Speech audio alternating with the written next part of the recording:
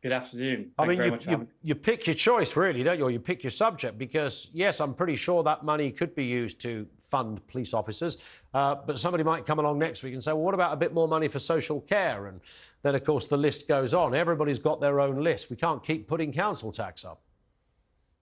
No. I think, look, crime's something that people really, really care about. It's a highly emotive issue, across the country. And I think polling indicates that people want to see more officers on the street. I think our calculations to bring 19,000 new officers onto the streets.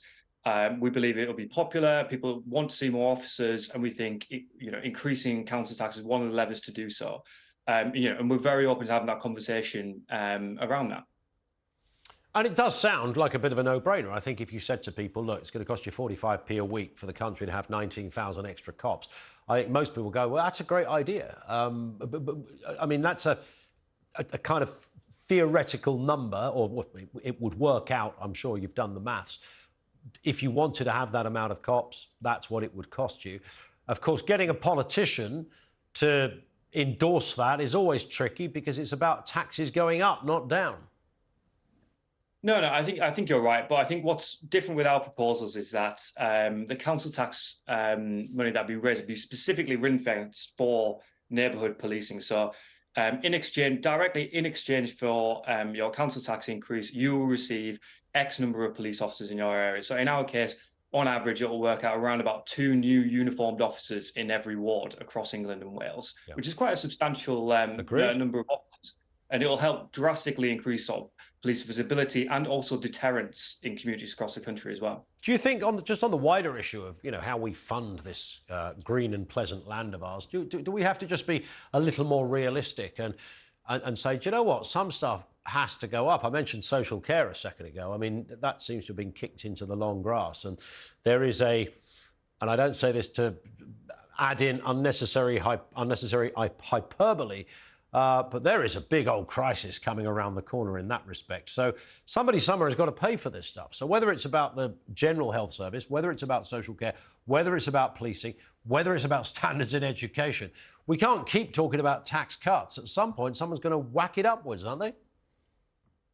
Well, I think specifically in relation to policing, it's a public service that people really, really care about. And, I think people would be willing to pay us if it isn't, a direct correlation between what we're delivering value for money in terms of you take this money and you see a direct increase in sort of visibility and police engagement, community and deterrence. I think people would be, willing to rationally accept that.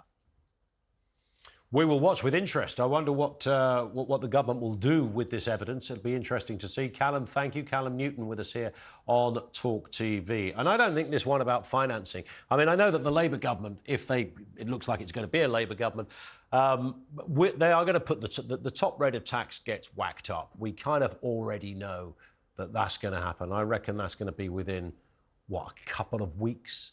Maybe even a couple of days. Remember how fast Blair and Brown worked back in the 90s? Suddenly there was a huge announcement of not just tinkering around the edges, big announcements that were happening almost by the hour when they first came into power. The independence of the Bank of England was the big one, if you remember. So I think we're going to see that. But then, of course, you are forced to have a genuine, intellectually, ethically driven conversation about how much an individual, even if they're stinking rich, pays into the coffers. Bearing in mind the rich pay most of the money that keeps the Treasury going already. Are you relaxed about living in a country where the government can take half of your income? Well, they already do if you're on the top tier of taxation. Are you OK with that? 50%? 55%? I mean, these are big numbers. I can see how some lefties go, well, that's fair, they got more money, let them pay for it. OK, do we just do that for everything? Do we do that forevermore? Nobody else would have to work. Just get rich people to pay for everything. You see what I mean in terms of the ethical components of that question? It can sound quite delicious from one angle, but is it workable going forward?